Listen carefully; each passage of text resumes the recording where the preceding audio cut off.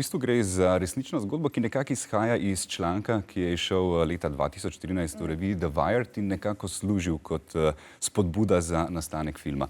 Je pa zanimivo, da sicer liki so precej prilagojeni, tudi dogajanje je nekoliko bolj preprosto, zato da film bolje teče.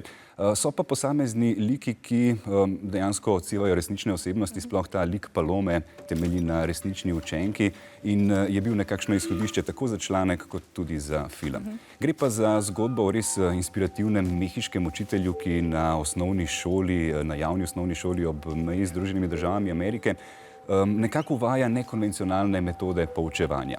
Odloči se, da v njegovem razredu učenci ne bodo samo kopičili informacij, ne bodo samo sedeli in poslušali, ampak bodo sodelovali. Želi si interaktivnost, želi spodbuditi radovednost, želi nekako gojiti kritično mišljenje pa iskanje rešitev. In tukaj se mi zdi, da je res nekako nekonvencionalen, hkrati nam je pa že znan iz preteklih podob.